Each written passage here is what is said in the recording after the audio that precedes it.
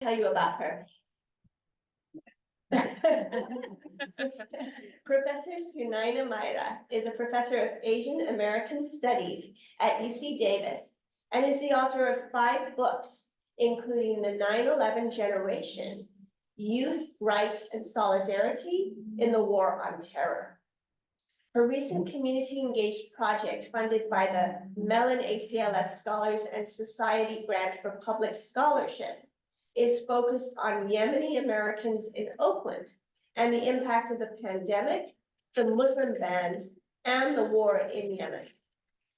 Her ethnographic research highlights the experiences of Yemeni corner store owners and their families who were essential workers on the front lines of the pandemic. And in partnership with the Story Center, she has produced digital stories with Yemeni and Arab Americans in the Bay Area. So without further ado, I welcome with great enthusiasm, Professor Sunaina Maira. Thank you. Thank you so much. I really appreciate the invitation to be a part of your series, and I was particularly thrilled that you were focusing on a book by a Yemeni-American author, because this is a community that I think is marginalized even amongst Arab American communities for reasons that we could discuss later if you want, because of the research that I have been doing lately. Is the sound okay, by the way? It is now, yes. Thank you, good. Good, okay.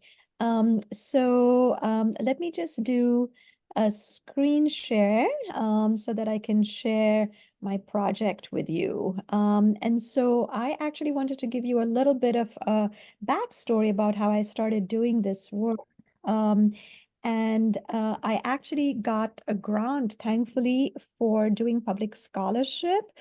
This was, in fact, after Trump's election, when I was really concerned about refugee experiences in the Bay Area, and I wanted to connect the experiences of Muslim and Arab and North African refugees to the larger sanctuary movement and issues of family separation at borders. But then when the lockdown happened, I pivoted to looking at Yemeni-Americans in the Bay Area because I started going to corner stores. I couldn't really do the public ethnography and fieldwork in public spaces due to the emergency shelter-in-place order. So instead of going, to Safeway and Whole Foods, I started going to the small corner stores in the neighborhood, which, many of us felt were safer, if you recall, at that time. And I discovered, I was so intrigued to find most of them were owned by Yemenis. And then I realized that 90% of the corner stores in Oakland are actually Yemeni owned. And I'll tell you why in a bit. But I started to get really interested, during COVID with how corner stores are actually a prism for issues of public health, also gentrification in Oakland, anti-Muslim racism, policing, transnationalism, and war. And they all converge in this prism of these neighborhood businesses. And so I also participated as part of my public scholarship project with the Story Center in Berkeley, which focuses on storytelling for media and public advocacy and uses digital storytelling as a form of participatory media, putting cameras in the hands of community members, essentially, especially those from invisibilized communities and movements. And I'm going to share a couple of those stories today. So this, for example, is a corner store right in my neighborhood. It's just down the street here in Oakland, and you'll notice the sign, which I think is hilarious and reminds us all of the anxiety about masking up, in that time. But Yemeni-Americans, I learned as I started doing more research, have been coming to California since the 1960s, even earlier to Michigan and New York. But when they started coming to California, initially they worked in agriculture, particularly in the Central Valley alongside Chicano farm workers. And in fact, they organized with the UFW. And that is a little known story. Then they started moving to cities to work in the service sector. Many of them worked as janitors because they didn't speak much English. In fact, there's even a union hall in San Francisco for SEIU 87 that is named after a Yemeni community activist, Naji Daifullah. Then these Yemeni immigrants started opening small businesses, particularly corner stores and liquor stores in Oakland. And during this entire period, Yemenis have always sent remittances of money back to Yemen to support their families because Yemen is one of the poorest Arab nations. And so they have relied historically on migration and transnational family strategies for survival. And I want to share with you a flyer for one of the Yemeni labor activists who, in fact, was assassinated by the police in 1973 during the Great Boycott that was organized by Cesar Chavez. I think people sometimes have an image of Yemenis today just as being corner store owners and don't know that many of them were actually Marxist labor organizers who brought with them a radical tradition of Marxism from the Republic of South Yemen, where Daifallah was from. So in fact, the SIU Hall is named after Naji Daifallah.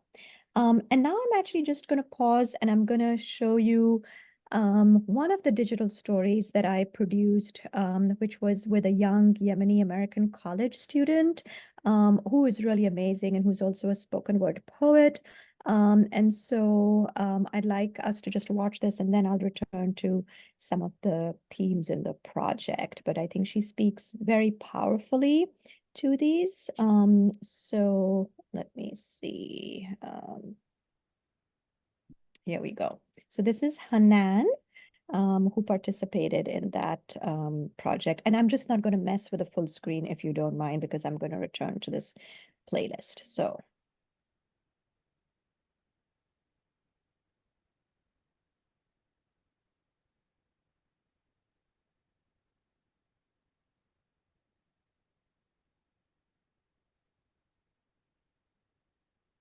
I think it's taking a few extra seconds to load up.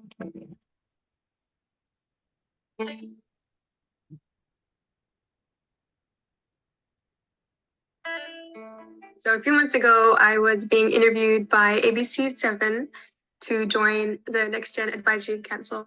So it's a group of youth located in the Bay Area, and what they do is they advise ABC7 on stories that they think are relevant to their community, and also they provide feedback on the stories that ABC7 already covers.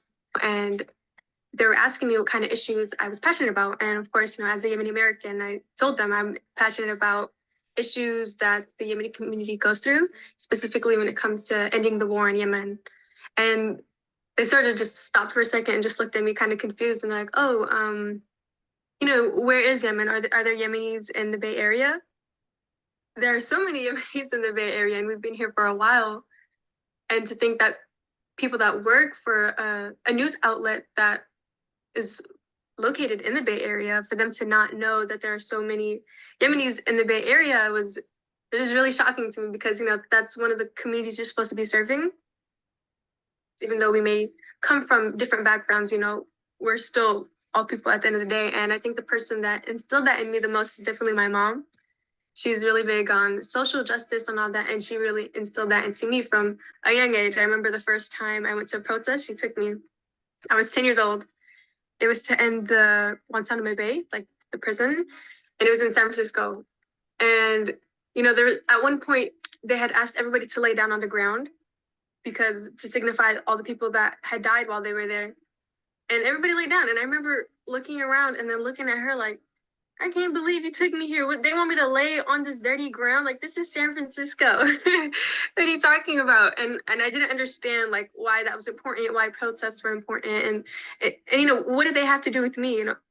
I'm not in Guantanamo Bay. I don't know anyone in Guantanamo Bay, but she had to like sit down and explain to me that even though I'm not personally affected, there are people that are affected, and it's important that we stand up for them. There were not many people at any of the protests that I've been to surrounding the war in Yemen. There've always been, I'd say, like maximum 50 to 100 people. And even that's really pushing it. Most of the time it'd be like 10 people. And it's just really shocking. Or it's like, it's the world's worst humanitarian crisis. And it really surprised me how many people, I guess it seemed almost like didn't care enough to show up. And not even just the people dying within Yemen, but also their families are being impacted, whether you're in Yemen or not. And I know people here in the Bay Area who have trouble reaching their families sometimes because there's power outages, and then, they don't know if they lost their family member. And even though, we are Yemeni, I still hadn't realized sort of the significance of the war.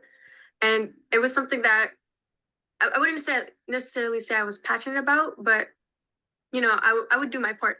I would show up to the protest, but I didn't think too much about it until my grandma was murdered in the war, and it impacted me personally, and that's what really was like it hit home, and that's what really made me even become passionate about ending the war, so that people wouldn't have to feel that way too, so people wouldn't have to feel that loss. When people do know about Yemen, it seems that they only know about the war. And it is important to know about the war, of course, but at the same time, we need to remember we're not just victims of a war. We're survivors, and we're also so much more than that. We're also artists. We're filmmakers and all that. And I think that's why I really like being part of the Yemeni Student Association, because we got to really highlight that, where we had this project called the Painting Yemeni Perspectives, which I'm super proud of. And what that was we asked Yemeni artists from all over to submit an art piece that really that they had created and that really spoke to them. There was no prompt or anything, but it was really eye-opening to see how many artists we had and how talented our community was. So I wrote this poem recently just to express the way that I've been feeling, and it's called 6 Years. It's been 6 years. 6 years of Yemenis being killed by the US-made bombs that the Saudi planes dropped, although Biden promised that he'd end the support for the war in Yemen and that the killing would stop. And yet 3 months later, it appears his promises are empty. Empty like the bellies of Yemeni children worrying about when they will find something to eat, while we privileged Americans worry about when we'll get our vaccine. And some people say that they want to help and they want to send Yemen aid, but how can they when nothing gets past the Saudi blockade?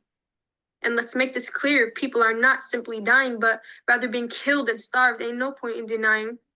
So though some may make it out to be a civil war, just know that they lied, and we need to call it what it is, a mass genocide.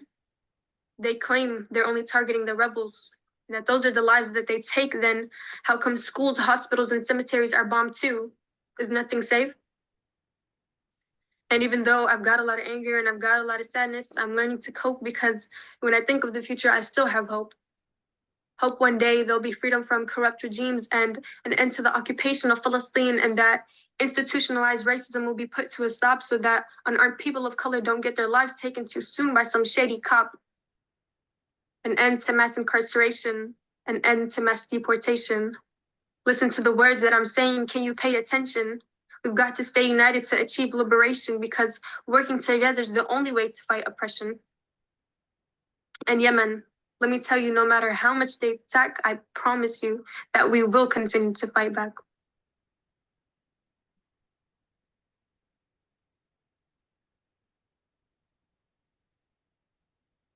Okay, that was Hanan's powerful video. And I'll give you a second to let that sink in and resume my discussion.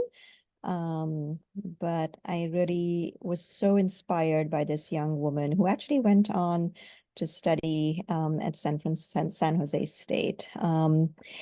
So one of the things that I thought a lot about during this project was during a time when we in the United States were talking about being in crisis. Yemeni-Americans have been at the crux of multiple crises of militarism, public health, and lockdown on a global scale, if you think about the impact of the bans. And so they have been on the front lines of the pandemic here, and their families back home on the front lines of a US-backed war that's been waged since 2015. So it's a war that was actually really ratcheted up under President Obama, mind you. And it created what was at the time the world's worst humanitarian crisis, although humanitarian crises are always man-made, and especially so in the case of Yemen. And all these transnational family strategies that they had used for survival historically got disrupted by the travel bans under Trump and also by the war. And so Yemen's war has actually been a forgotten war due to the US-backed sea and air blockade. Food and fuel and medicine was prevented from entering, this really struggling country, leading to mass starvation and economic crisis. And I have some statistics here. But as you all know, numbers never tell the full story. These numbers have increased since the time of writing the paper on which this presentation was based. And I thought for a second, should I update them? And I thought, the point is really that it was actually a devastation of an entire country So I think the numbers really don't do justice for it anyway, but it is worth noting that they became more food insecure, that people were deprived of safe water and sanitation, and that at a time we were so worried about getting our vaccine, their healthcare system was totally devastated.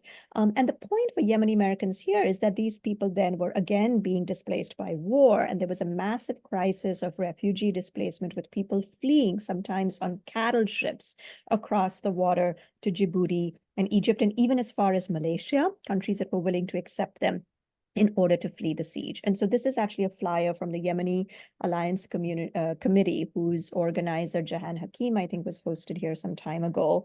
And it's really sad that it's been banned and it's been bombed and it's been forgotten. And so it made me really ponder this question about whose lives do we grieve? And of course, right now, all our hearts are heavy thinking about, again, the kind of massive devastation that's been happening in Gaza and the ways in which the lives of those ordinary Palestinians, are rarely grieved publicly or mourned, maybe outside and other places outside of Oakland, this is even more of an issue. And so I began to think about the ways in which anti-Muslim violence, anti-Arab violence is not always actually connected to the questions around policing and surveillance and incarceration that we're talking about here, because this community has been impacted by these issues even before, right? Trump's Muslim bans. And so there's a certain kind of racial politics to grievability of whose lives we're allowed to grieve. And then when we think about, the kind of interminable suffering of people who might be alive, but whose community is experiencing social death due to their racial targeting as targets in this kind of, global war on terror, we can think about this also in the case of Palestine, of course, which is also on our minds. And so there are a few instances where there has been a public grieving and a memorial. For example, I went to this one in San Francisco, downtown Union Square, where the Yemeni community actually, held a kind of public memorial to eulogize the lives of Yemeni children who had been bombed to death by a US-made bomb that had been dropped on their school bus. And this was actually, in 2018. And so 3 years later, in the anniversary, they did stage this very poignant memorial where they had backpacks with the names of those 40 children so that their names could be grieved in public. There was also a car caravan during the lockdown. I don't know if many of you remember, Black Lives Matter activists started this practice of, being able to safely protest in public space. And you can see that there were many young people who, again, were protesting in San Francisco. And I joined this in, solidarity, because this is part of engaged scholarship.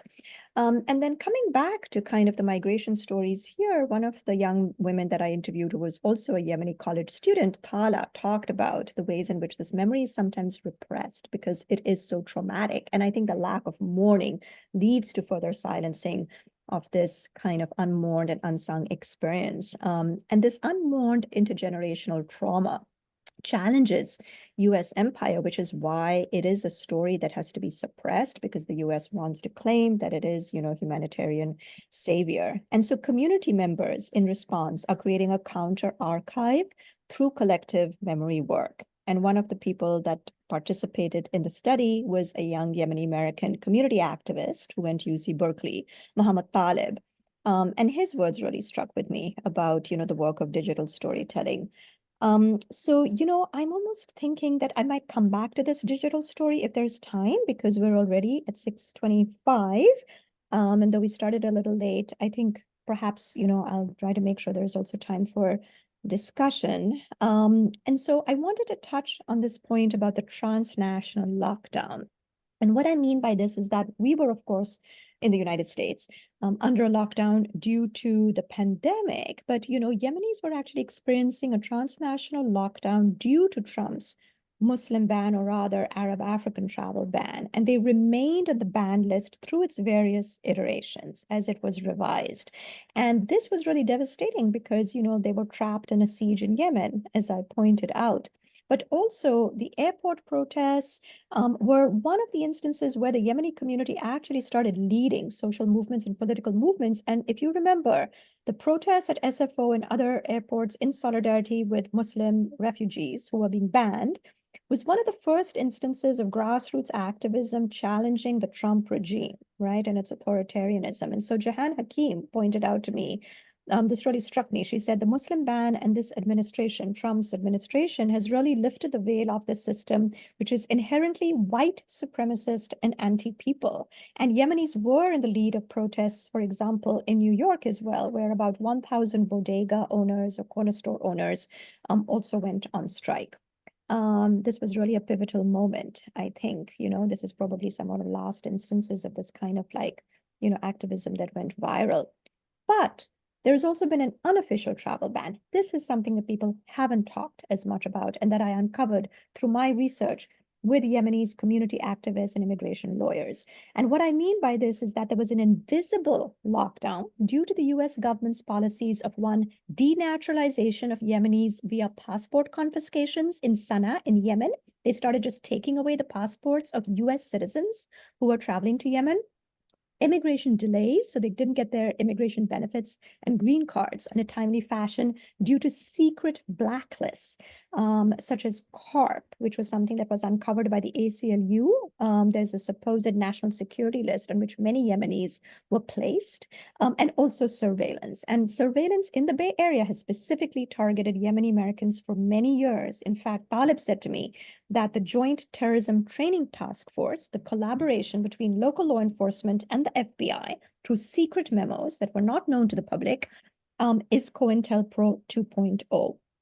And so this has really had an impact on this community in the diaspora. And surveillance has reshaped their lives, their life choices, their kind of psychic being, due to programs such as countering violent extremism. I don't know if many of you have heard about this, but CVE was, again, program begun under Barack Obama, which was much more covert and more insidious than previous kinds of FBI surveillance because it actually relied on using native informants, Muslim informants, and infiltration and recruitment of community leaders and faith leaders. What this led to is obviously a great deal of suspicion and division and to self-surveillance because, Yemenis, Muslims, Arab Americans, Swana people no longer started feeling safe in their own community and social and religious spaces. And it led to a kind of self-surveillance, checking themselves and actually being so cautious about expressing their own identities.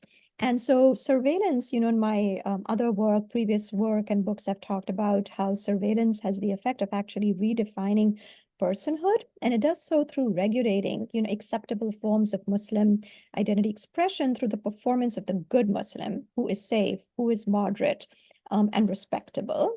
And it actually also obviously regulates and contains political activism amongst the communities who most need to organize. And so there's this connection between the overseas kind of containment and lockdown of Yemenis and then the domestic surveillance and containment. And so I thought in this project about, stories that are unseen, unsung, poems that are untold, and lives that are unmourned. And I want to end on this note by talking about how there is a way in which surveillance is intrinsic to the settler colonial state. And indigenous scholars such as Andrea Smith have challenged the ways in which the settler state, by design and by strategy, has a policy of not seeing, right? The surveillance itself disappears from the view. No one talks about it. When I talk about it in my classes, in Asian American studies, my students are shocked, the ones who are not Muslim and who are not Arab or Iranian. Like, they have no idea that this is happening, right? And so there's a way in which it has disappeared from view. But I also want to kind of end on a note of resilience, which is that, since the war on Gaza, and there was a hint of this at the end of Hanan's, beautiful piece, Yemeni solidarity with Palestine has highlighted this long tradition of kind of, political activism and really courageous political resistance amongst the Yemeni community. And in fact, Yemen's resistance to Israel, as you know, in blocking ships going through the Red Sea, which has exacted a cost on the settler colonial state of Israel, has really drawn attention to Yemen's tradition of anti-colonial politics. And in Oakland, there has been actually, since I did this project, I was telling Denise when we first talked about this presentation that I would do, if I could today, a project on Yemeni cafes, because there's been a proliferation of Yemeni cafes. And some of you know this book and have read the book about, coffee originating in Yemen. And this is really beautiful. Some of these cafes are owned by corner store owners who are now opening cafes 2 doors down, which have become hubs of Palestine solidarity and political community formation, inserting Arab culture and this particular Arab culture into public space. And so here is an image of an iftar that I went to a couple of Fridays ago at my local Yemeni cafe, which is called House of Mocha, Beit Mocha. And it was a really diverse community. You can see the Palestinian flag there. And so this is something that is very much on my mind. So I'm going to stop there, and maybe I'll check in with Geneffa and Rowan and see if I should show the video by Muhammad Talib, or maybe we should go into the discussion. I'm happy to do whatever you like. The videos are online and you're all welcome to watch them at your leisure afterwards too. What would you like? Yeah, I think that the videos are very short, they're 5 minutes, and I think it would be inspiring to see it. I think there's a real hunger right now to see that, and then we can kind of roll into our questions from there. Sure. Yeah, so Whatever you like. Okay. So make sure it's the right one because I can't see. 1 second. Oh no, this is not the one. Hold on, there are 2 Muhammads in this project, so I need to make sure. It's a little slow today for some reason.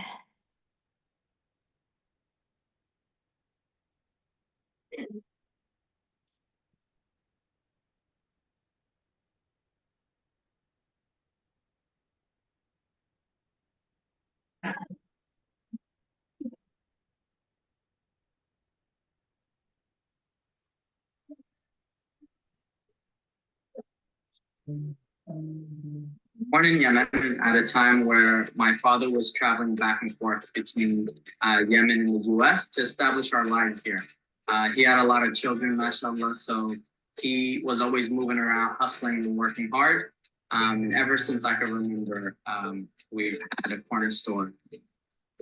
So in 1998, all my siblings, we moved to the US. It was a very multicultural, multilingual community. I have friends from all over the world, and with my love of soccer, I was able to build like a sense of community and brotherhood. Because my father had more children than the average American, he really saw his customers as his very own. He built relationships with the entire neighborhood around the store that he served.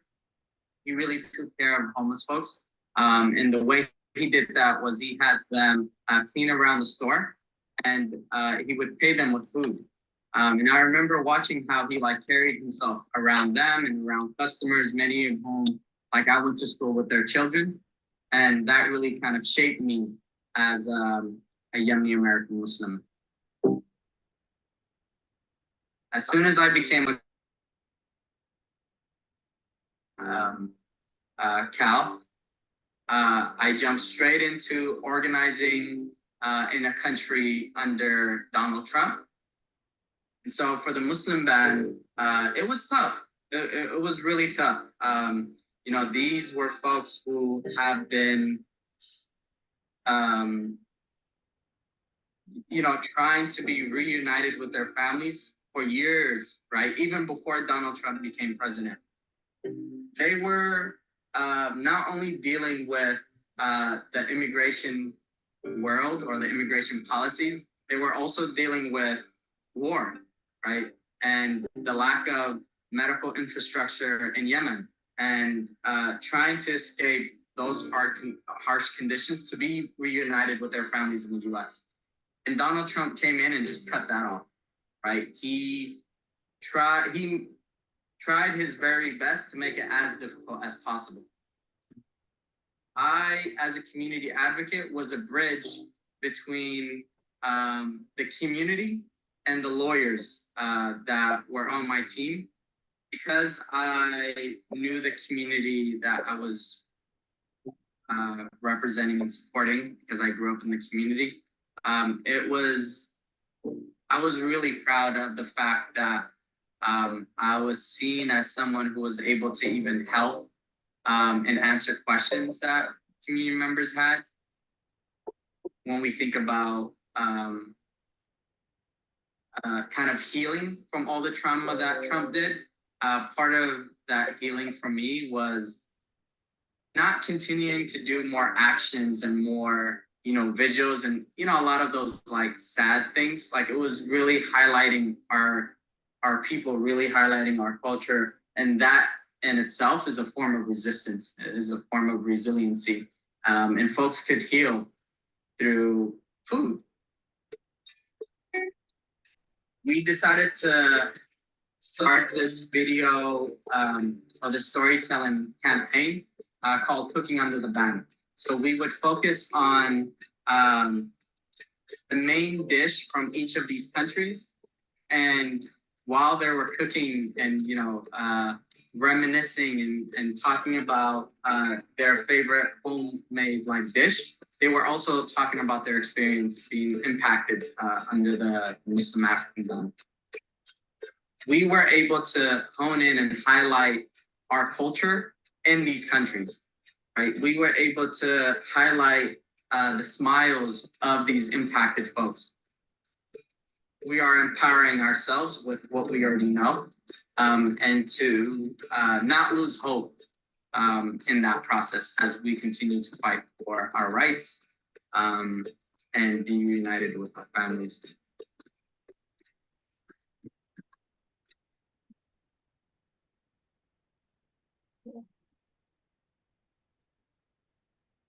That is indeed an inspiring video. Thank you so much.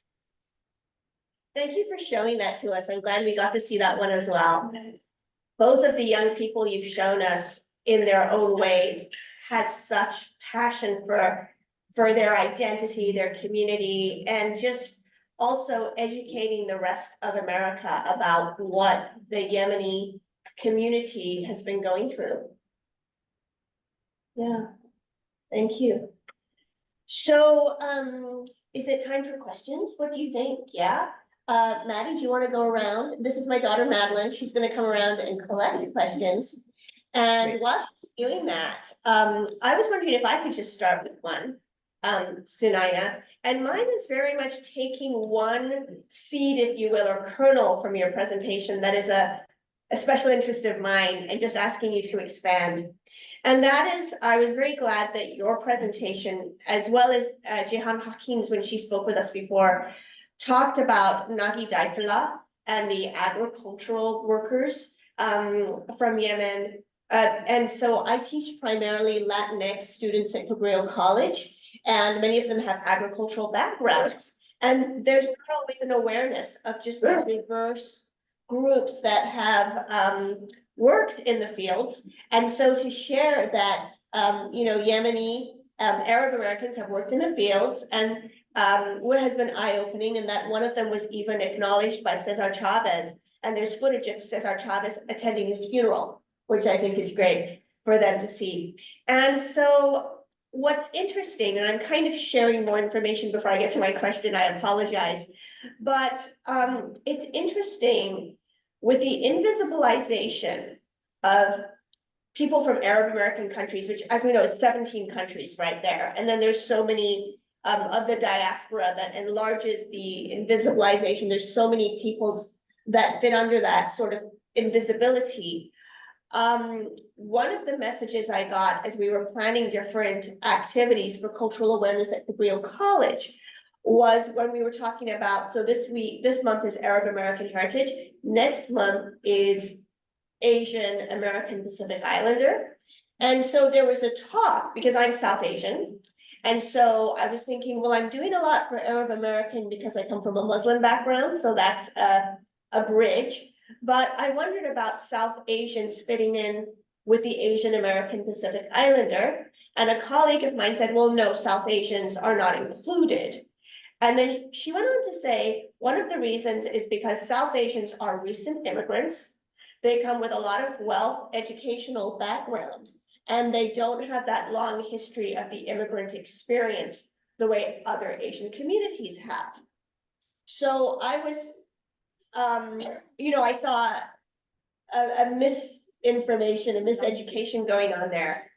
But it led me to think about something you said earlier to me, which is about having Arabs seen as West Asians and included in Asian American studies. And so this leads me to my question.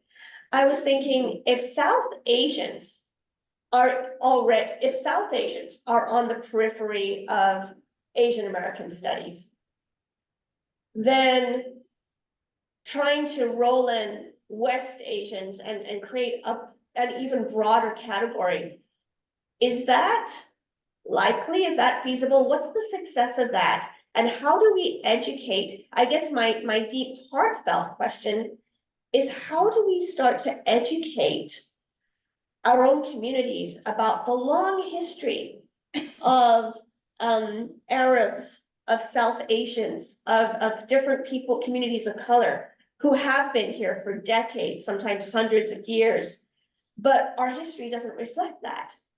What are some, I know you've done some writing, so can you speak more to that?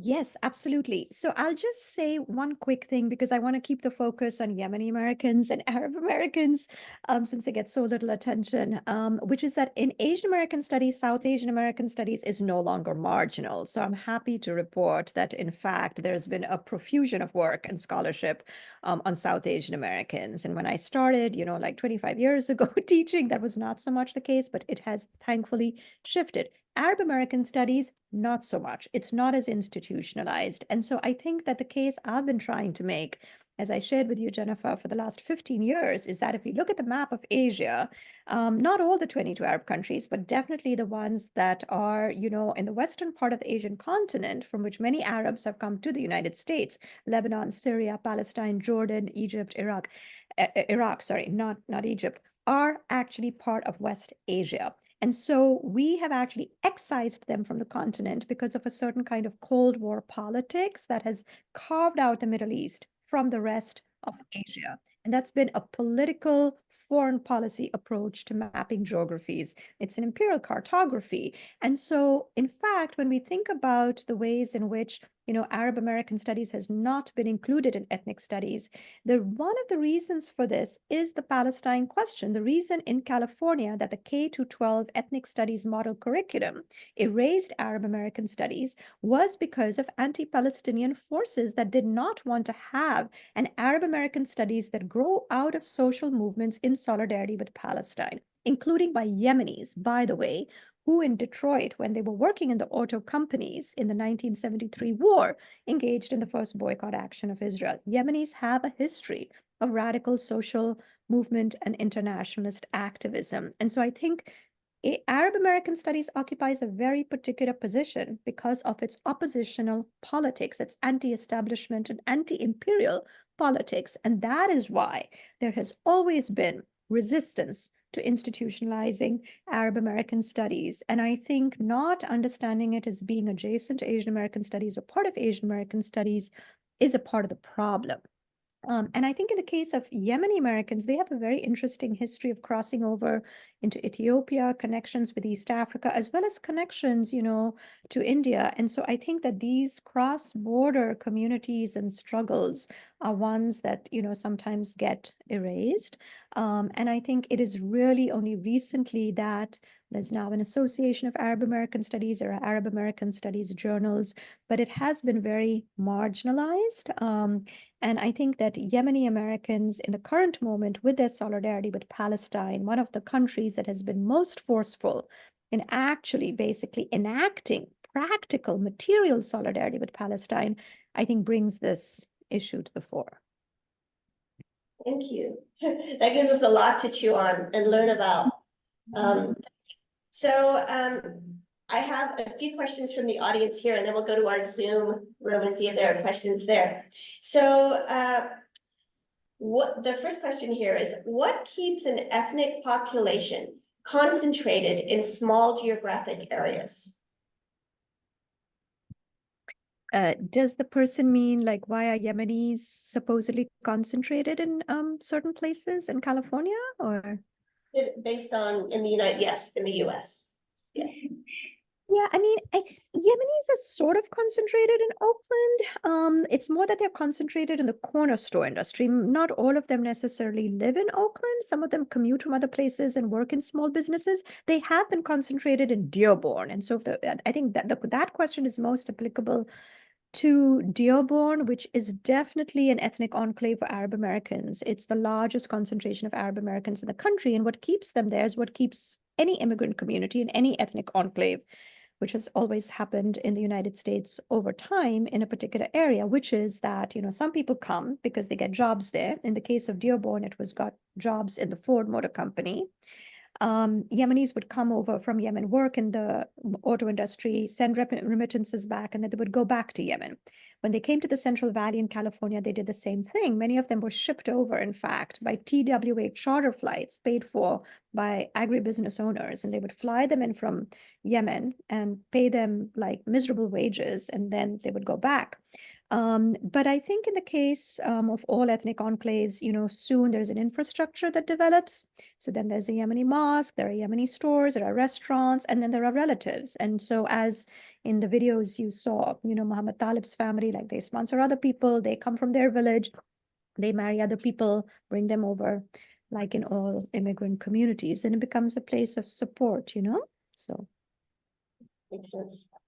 Okay, so this is a good background building question, so I think we should go to this one next.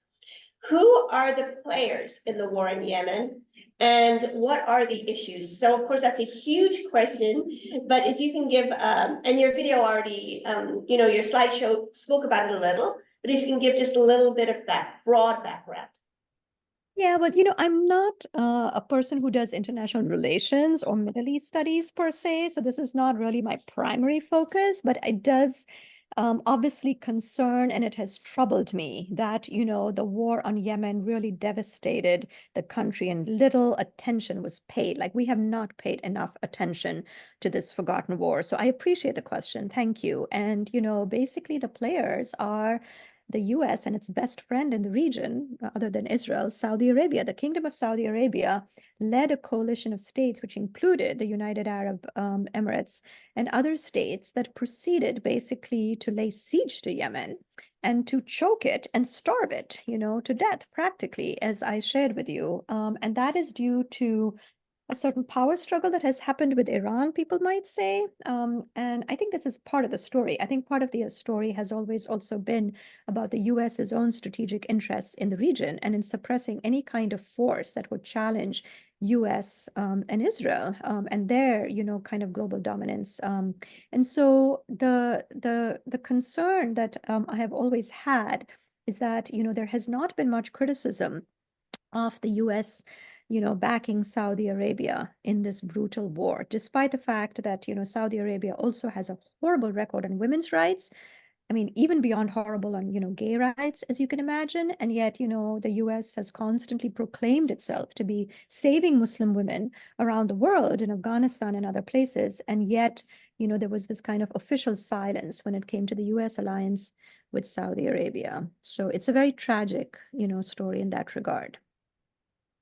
Yes, something I thought was useful to point out is that you pointed out earlier that there's this phrasing that people will use, the war in Yemen, and this idea that it's a civil unrest, and that we should really be saying war on Yemen, and that this is not a Yemeni civil war. This did not come from Yemen, and when we say war in Yemen, we give a sense that it's a civil war when actually it's a war on Yemen. And I think that just that preposition change is important. And you really got me thinking about that earlier today. Yeah. I mean, I guess I'll just add that, it is a proxy war rather than a civil war. It's a proxy war between these powerful forces that are using Yemen as a staging ground for their power struggle. And there has been a civil war in Yemen in the past. And then, the reason I want to introduce the story of Naji Daifullah, and Geneffa, you brought up the long history of Yemenis in agriculture, is that, there has been a tradition of socialism in Yemen. It was actually one of the first Marxist kind of Muslim republics. And that is something that is also not talked about, that, Naji Daifullah was a South Yemeni Marxist organizer. The reason that he was so close to Cesar Chavez is they actually had, kind of labor activism background. So I wanted to kind of also shift this narrative from thinking about Yemenis as just being guys behind the cashier in the corner store to understanding that there's a very rich and complex political history.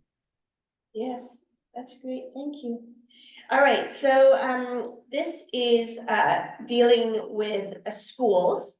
How have the Oakland Public Schools supported or not supported Yemeni children? I think we could talk about the, Bay Area in general. How have the schools responded to especially these last few years and the heightened climate against Yemeni children?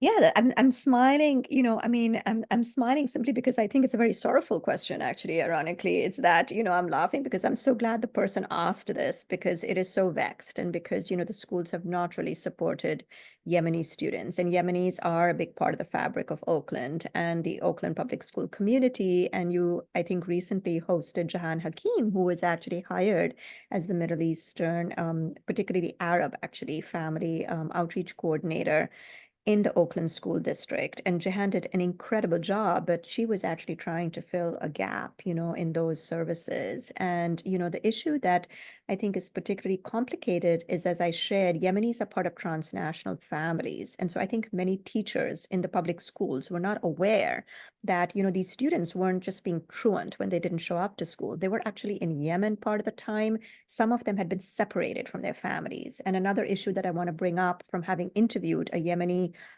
teacher who was part of my research project at the Oakland Newcomer School, which is a special international high school for immigrant and refugee kids in Oakland.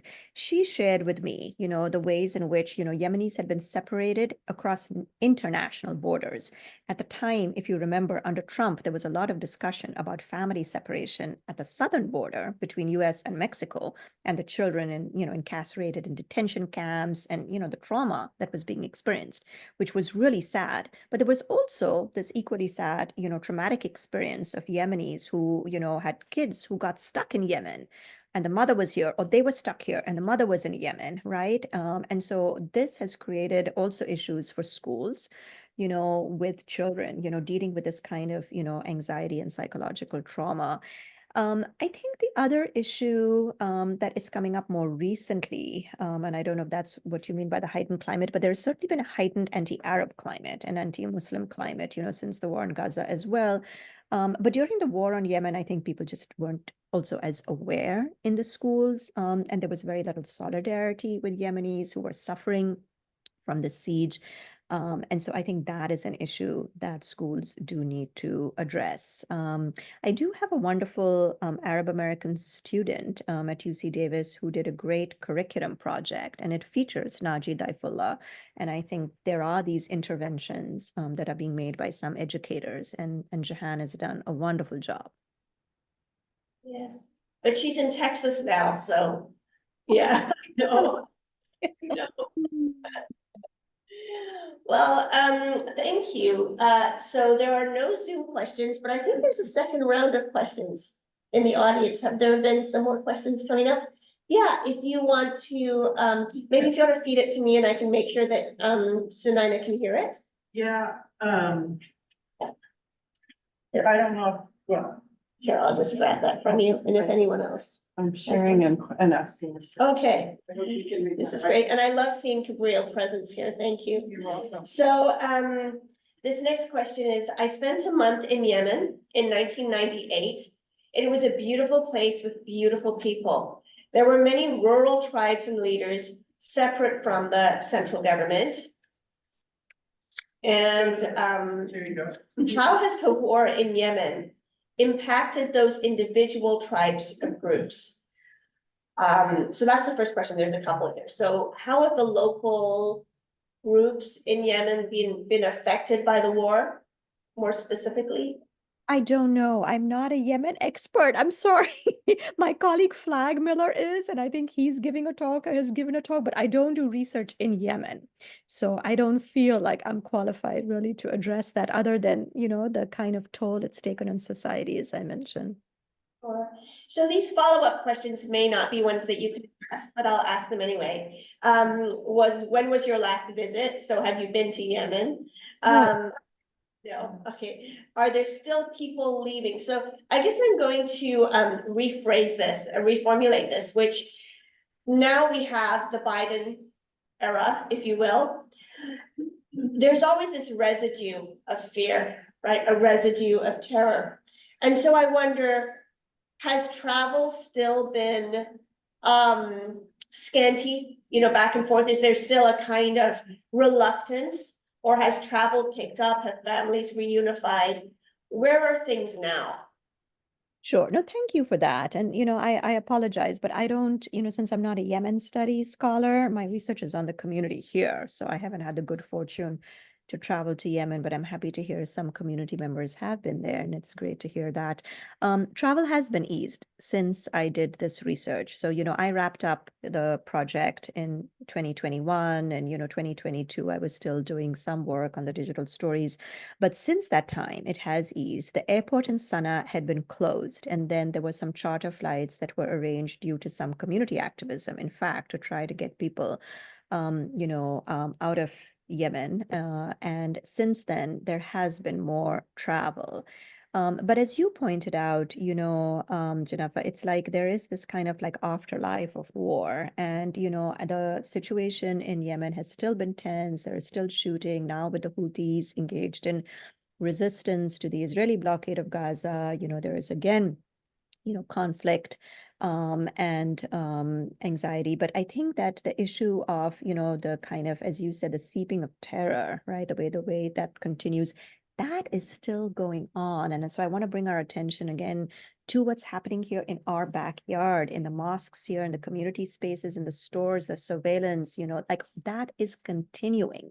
And I think that is something that people often don't talk about as well, right? That the Yemeni community is still experiencing that chilling effect. I'll just end with one story because I know we have just a couple of minutes left. But when I was doing this research, it was an amazing coincidence, if there are any such thing as coincidences. I had a Yemeni student in my class at UC Davis where I was teaching Arab American studies, and it was so wonderful. And he ended up doing an oral history project with his family. And when I was talking to him about his research, he actually shared with me that he made a decision about where to go to college based on the fact that his family and their corner store had been targeted by the FBI due to some comment that, a family member made on social media about the war in Yemen, just discussing the war. It's like, you might be discussing Ukraine, on Instagram, and suddenly the FBI shows up at your family business. And this really created so much anxiety for this young man that he basically was thinking about how far he could move away, and made his entire college decision and later on his career decision due to these effects of surveillance. And I think that the ways in which, this has this kind of like ripple effect in people's lives, these surveillance effects, as I call them, which reshape your identity, is something that I think oftentimes, we don't account for, we don't think of. And so when I talk to people in the community, there is, I think, this, various layers of, kind of anxiety and grief, but there is also resistance. And so I would like to end, the discussion on this note, that I think the Yemeni community has been courageous. They have a lot to lose as, kind of precarious small business owners by, holding, solidarity events for Palestine and hosting Palestinian flags. They have also really struggled. They have struggled a lot in the fields of California, in the urban spaces of California. And I have been so inspired by that story. Thank you. Thank you.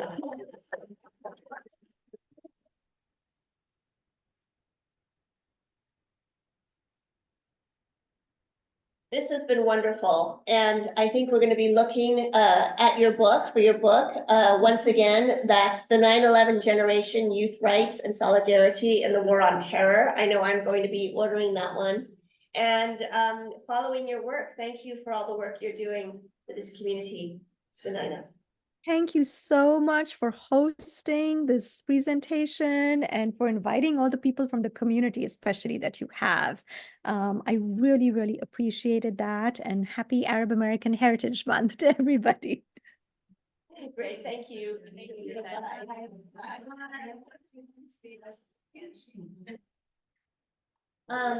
So I want to thank you. I hope that everyone gets to ask